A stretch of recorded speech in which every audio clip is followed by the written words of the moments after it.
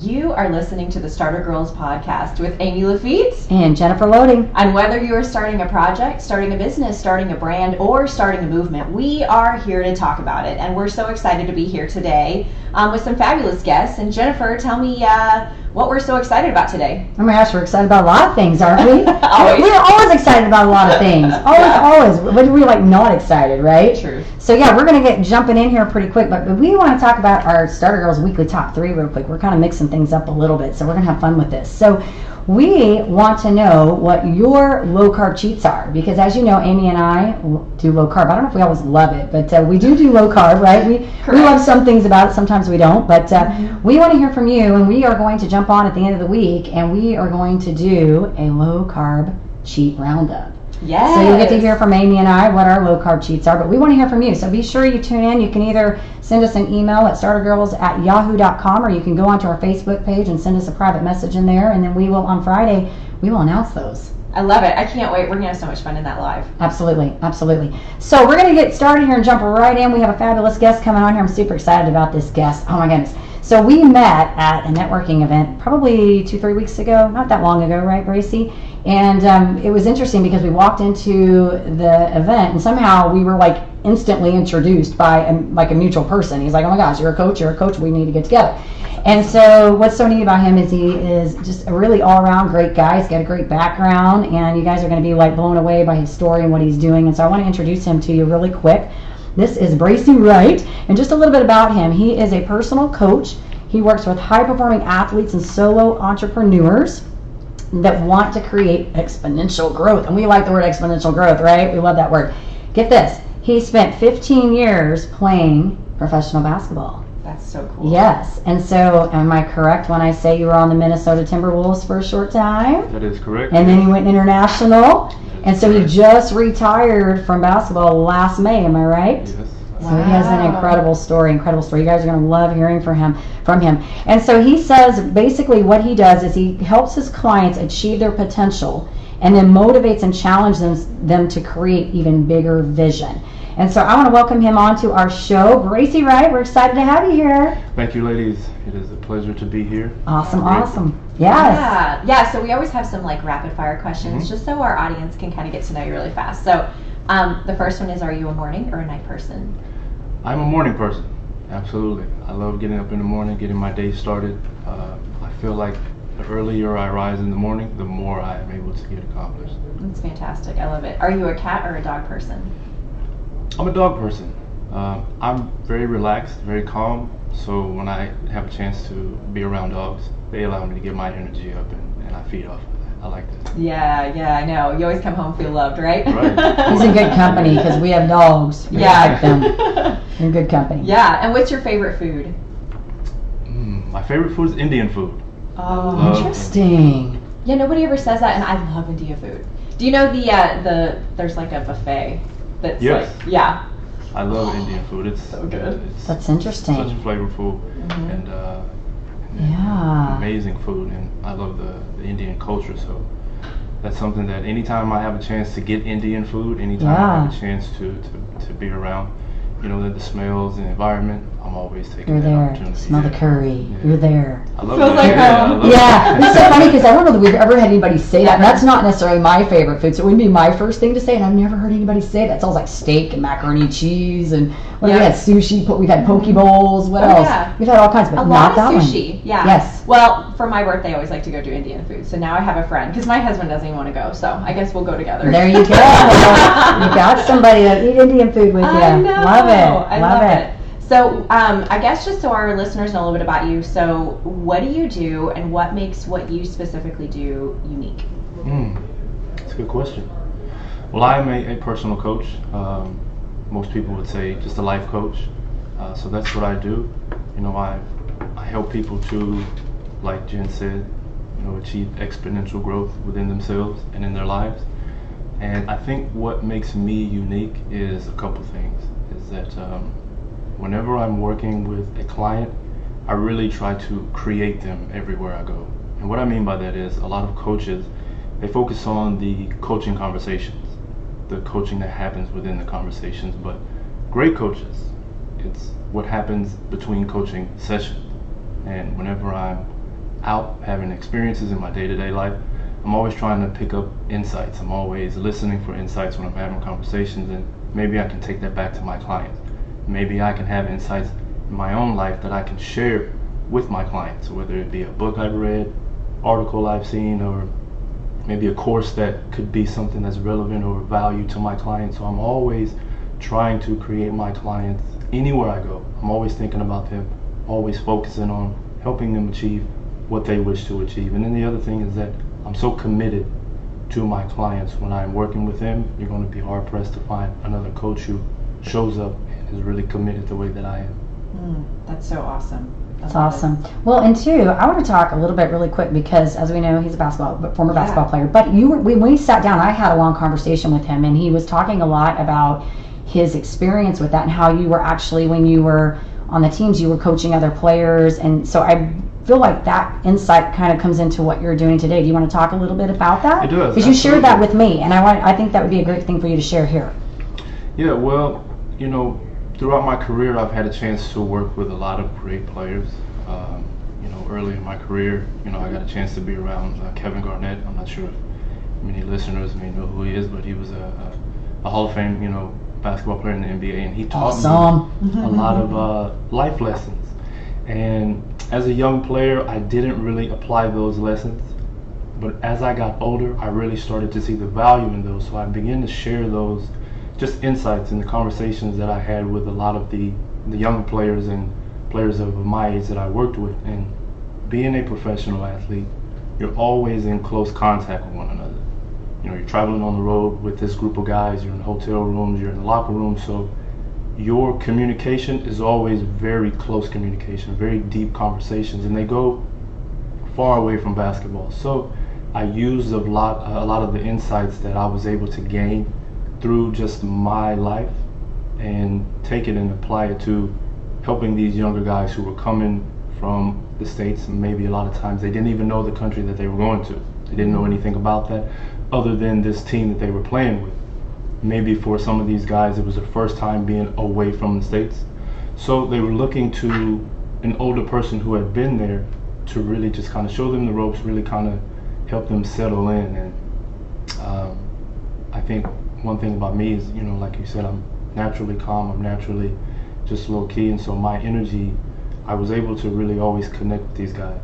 I had been through a lot of the places that they wanted to go. I had reached some of the highs that they were trying to reach, and I was just really able to connect with them, use my experiences, the successes and the failures, because I think that was really important, not to just speak about my successes with them, but to also let them know I failed a lot in my career, and that's part of how I'm able to really connect with these guys, because I just I've experienced a lot of things that they go through, and that really helped a lot of guys to enhance their career, enhance their lives as being European basketball players.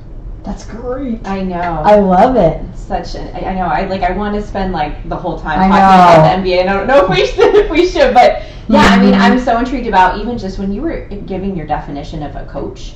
I was thinking, I wonder, being in the NBA and you've got these top coaches in the whole country, and how that affects how you basically, I feel like things are modeled and then you get other ideas. So how much is your NBA coaching, learning from them, affect your current coaching? It affects it a lot. I was able to work with some great coaches, not just in the NBA, but also in Europe. A lot of people in the States may not know these coaches, but they were some of the brightest basketball minds around. But the thing that I relate to my coaching is, a lot of times, talent-wise or skill-wise, I was better than the coaches who were coaching me. However, they had such an objective view, such a different perspective than I did, because I'm inside of the game. I'm inside of my own self, so I can't see the things that they see. So they brought a different perspective to me, and they brought it from a place of caring about me. And so when I'm working with players, or now in this context of working with clients, I may not be as successful or as adept at understanding the business that they have or the career path that they may have. But the thing is, I can see it from an objective place. I can give them a different perspective. I'm great at connecting with people. I'm great at having deep conversations. And even though, I may not be as successful as them in their own field or have as much knowledge as them in their own field, I still have a lot of knowledge from just understanding. A lot of times it just takes a different perspective to have insight. And when you're inside of your own self, when you're inside of your own business, you get so caught up in the day-to-day, so caught up in your vision that sometimes it takes a different set of eyes, but really caring eyes to help you, like you said, expand your vision. I would agree. Yeah, that's just such a beautiful view. 100%. I love that. I've always thought that. It's like, it is so different when you've got, I don't know, just a different perspective. Because you can never walk behind yourself. You can never look at yourself objectively like everybody else can around you. Right. So, Bracey, tell us about a childhood experience that maybe impacted who you are today. I know we talked, and when I met with you, we talked about how long you've been doing basketball, and I asked you what you loved about it. And so tell us really quick, our listeners, because they don't know you, something that maybe as a child that kind of impacted who you are now. That's another great It question. is. It is. Really. Or maybe we can expand it if we need to do a little bit different on that one for you. No, I think one childhood, or maybe it's not one childhood memory, but the memories revolve around my great-grandmother. She was an extremely kind woman. She was very generous, and in my family, she was, to my knowledge, the only one to ever own her own business. Even though this business, wasn't like a hugely successful business, it was still something that she owned and something that she had. And so, I really looked to her as kind of like a guiding light in my life. And I saw some of the things she did, some of the people she helped. And as I got older, I knew I wanted to, really have my own things. And I think it came from seeing her kindness to people, seeing the way that she treated people, seeing the way that she went about her life. And I think unconsciously, that kind of resonated with me deeply, and it's basically helped me to build the foundation of what I'm doing, wanted to help people, wanted to be in business for myself and do those kind of things. That's great. That's great. Yeah, Awesome. I love that. I do. Well, and I would love to know, just like with your mind and how you do things when you're going after a goal or a project, or maybe even as you were building up your coaching business, what's going on in your brain? Like, what's your experience, your schedule, your thought process? What's that? I'm the type that when I am going after a specific goal, I get, singular focused. If it's not about meeting that goal or achieving that goal, everything else kind of falls to the side. I'm that person. I become extremely obsessive with meeting this goal and everything that's going to lead me there. So for instance, like in my coaching practice now, I'm consumed with this every day. I immerse myself in it. I'm reading, I'm studying, I'm learning, I'm speaking to people. Everywhere I go, I am trying to be in a position of, how can I serve this person powerfully? How can I gain insight from this person? How can I, give insight to this person? How can this experience potentially impact a client that I may work with a year, 2, 3 from now? So I'm constantly in that mind frame of learn as much as you can. That's one thing with me. Like, I love to learn. I love to grow. That's like my mission. I'm constantly looking for ways to grow, and whether it be through trial and error, whether it be through looking at other people's experiences, that's just how I am. So when I am having a goal in mind, extremely obsessive. And that's how I was able to make it to the NBA, become a professional athlete. Everything I did was from sun up to sundown was basketball. I would stay on the court by myself 6-8 hours a day, especially in the summertime. The morning come, I'm running straight to the basketball court, and I stayed there until the street lights come on. Wow. And I was just there, whether I was by myself or not. I was just playing, using my imagination, using, it was my creative expression. So that's how I become. And anything that doesn't kind of lead me to that, I have no time for. And it's good and not so good at the same time. Right. But that's just how I'm wired to go after what I believe is extremely important for me. I like it. You know what I'm hearing the whole time? Like, I'm getting chills listening to that? focus. I was thinking that Focus. too. It's gotta be one of your top qualities. Focus, because that's one of mine. Like focus. When you're on something, you just stay on it. Absolutely. The blinders on. Yeah. I love it. And you're right. It is a good and a bad because sometimes you miss other things because you're so laser focused on things, but you get things done. Yes. You And I do, like yeah. that. And just the fact that he rolled that question you asked him right back to the initial question. He brought it right back in. Focus. I love it. Yeah. Like totally. Like you are the person that like can bring it back in. You're going to keep everybody on task. I heard I like that, it. and I also heard creative expression. Yes. That Well, that- it's like yes. it's Yes. almost it goes like it Uh-huh. goes into like something sort of like Zen like of Uh-huh. it is your art. You It know, was, it yes. was. Well, your he art. talked about that. Yeah. Mhm. Because we talked about this, and I asked him, and he said that was like my art, kind of like just playing the basketball. And I think that's what we do, why we get passionate about the things that we're doing, is because it becomes art to us. It's our whatever our expression is, however we're putting that out there, whether it be sport, piano, podcast, whatever that is, it is your art. It is. So, It is. You and- definitely have to have that Beautiful. outlet. And I love that you're focused. I love it. That's how you are successful. You'd have to be. You can't get through the MBA without that. Yep. This is very You know? true. I mean, to be successful. That's great. Okay, so Bracey, here's a tough question for you. What's the hardest thing you've ever had to overcome? Got a lot of good questions. I know. I know. We want to ask you because I know you're good at answering them. He's been amazing at answering all I of know. these. I'm like, just keep talking. The most Yeah. difficult thing that I've had to overcome, I would probably say, is just my self-limiting beliefs. That's something that most people don't like to speak about when it comes to themselves. They want to not show their vulnerability, but for me, I was so good at sports at a young age. However, put it like this: I've always been a high performer, and a lot of times it didn't come from the healthiest of places. As a young kid, I was a loner kid, so I didn't have a lot of confidence with connecting with people. So I threw myself into playing sports, and then into my later years playing basketball. And so I was always kind of like, am I good enough at this? People were saying I'm good, but am I really good? I would set these hugely ambitious goals, and then if I didn't reach them, I'm always thinking, I'm not good enough. Maybe I'm not really as good as other people say, or, if I go out and have a great game, it could have been better. I'm always focusing on what I could have done better, and not seeing that I did really well. I could have had the game of my life, but I'm looking at the one part where I missed 2 free throws in the whole game. And so I was always battling just these self-limiting beliefs. And it took me a long time to really kind of begin to overcome that. But that's been an ongoing process in my life. It's just, overcoming those self-limits, the self-doubt, the self-esteem, the self-limitations. And you would think that someone who made it to the NBA, someone who had a very long professional sports career, may not be affected by those things. But that was, my internal demons, if I could say that. But that's really the biggest thing I've had to overcome. Yeah, I think that's true for a lot of people.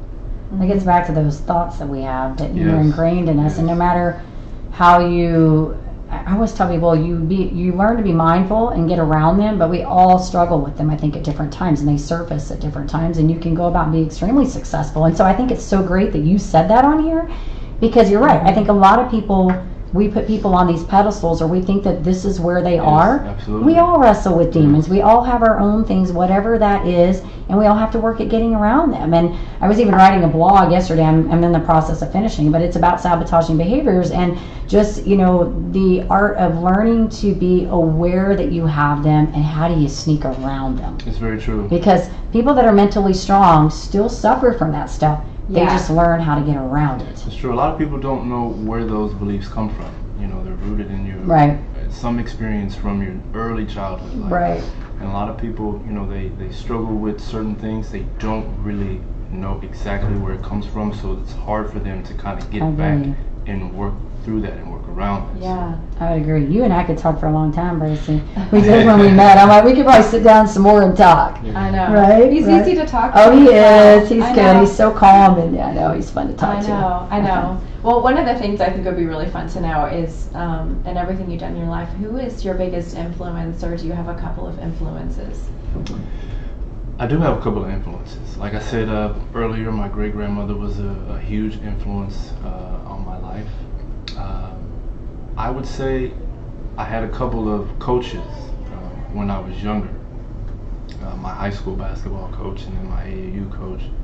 They were hugely influential in my ability to be able to pursue basketball. You know, they would come pick me up for practices when 30 minutes, 45 minutes drive away from where they live. They would stay extra with me to work out. They would, you know, kind of work things out for me so that I would be able to play when, you know, some situations we couldn't afford, you know, certain things to be able to go to these tournaments. You know, they would come out of their own pocket to allow me to go and pursue this dream that I had. So they were influential in that way. My mother, you know, as well, she was influential to me, but you know, with the way that she raised, you know, my brother and I, you know, being a single parent and, you know, working, you know, a lot of athletes, you know, young athletes, they have that story of the, you know, the single mother story. So she was definitely, but at this point in my life, a life coach who, you know, I feel is probably one of the best out there, a guy by the name of Steve Hardison.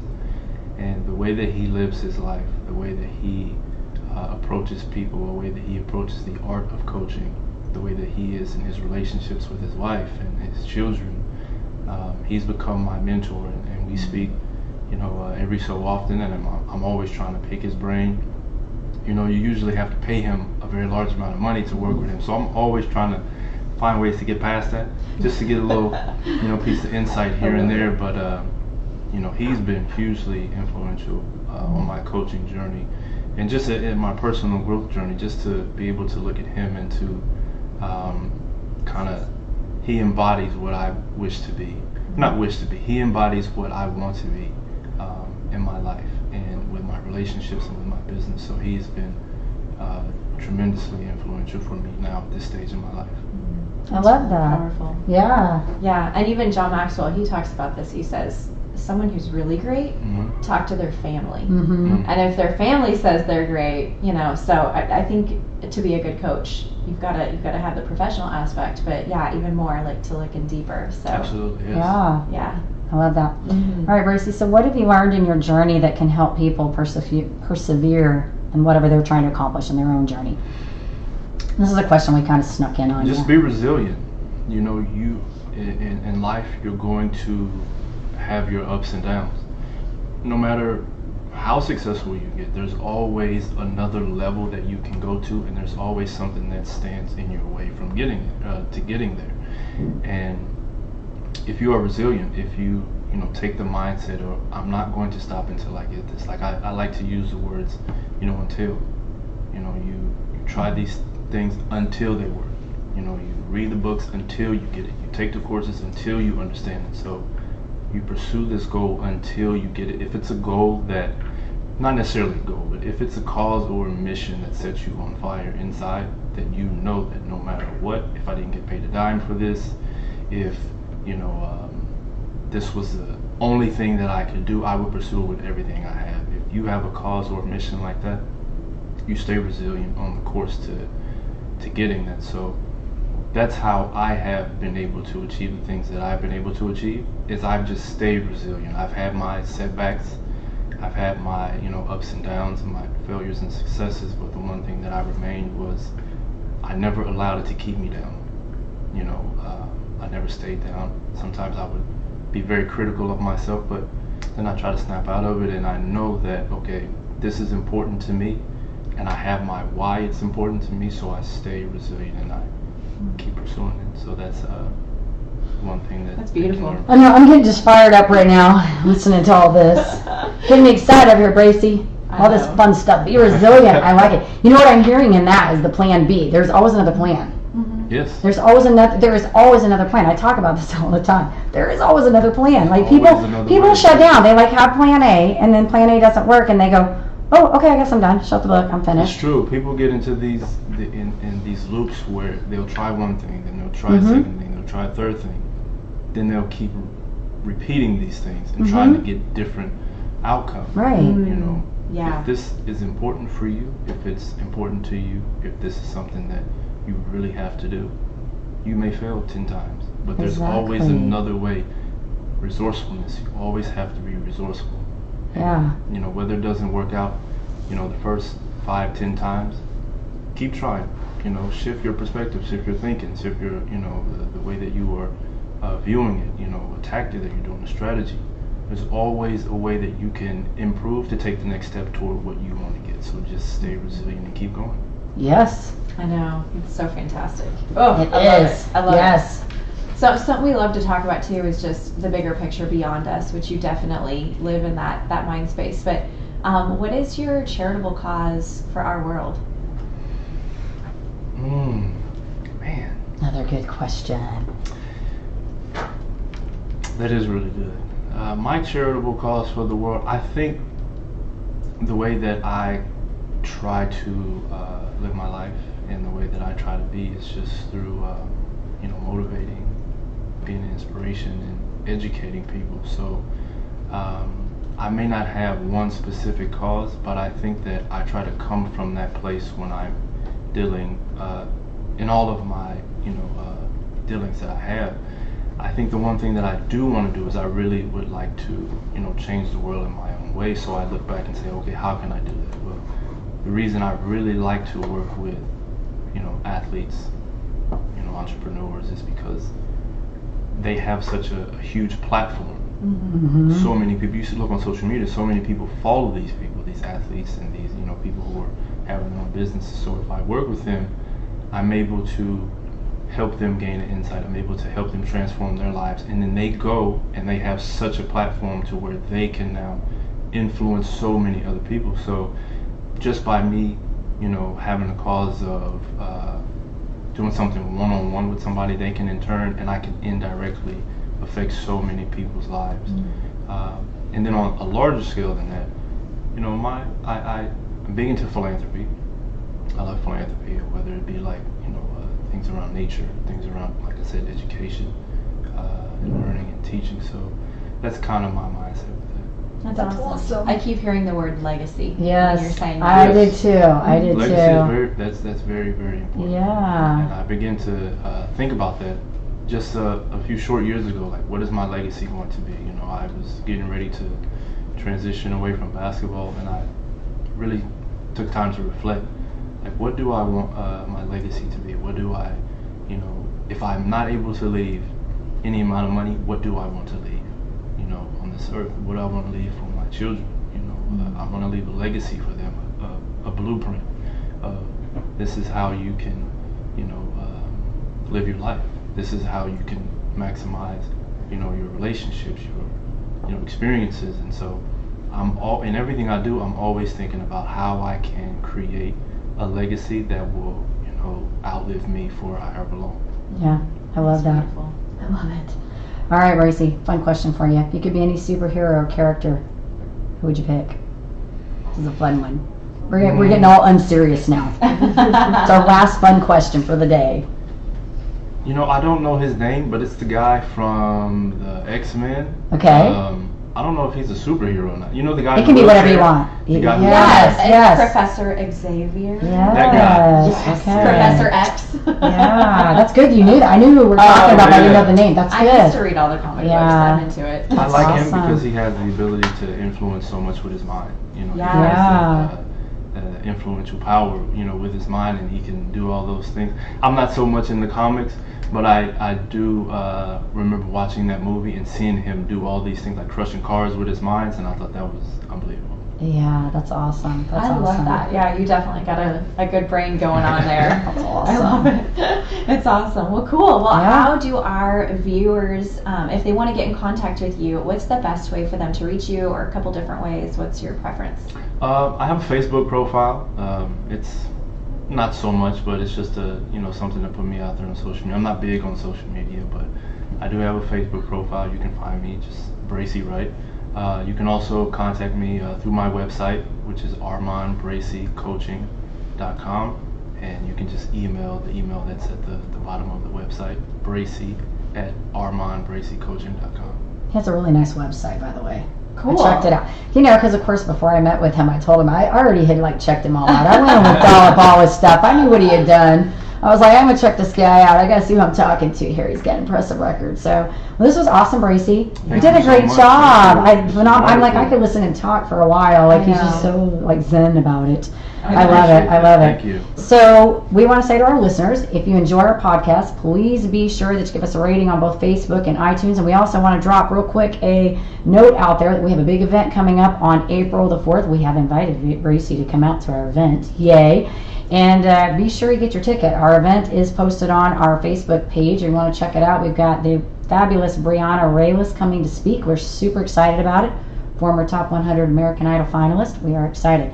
So be sure you get your ticket. And tell them the name of the event. And I don't know the name of the event. It's like long. Decisions are Yeah, magical? I don't know what it's Oh, so gosh. long. It's so long. Yeah, it's so long. I'm not even going to try to read that because I will butcher that right now. We weren't prepared for that. I'm but sorry. No, it's all good. It's all good. But it is posted on our Facebook page, and you can find it there with all the details and the times and all that good stuff and the ticket link.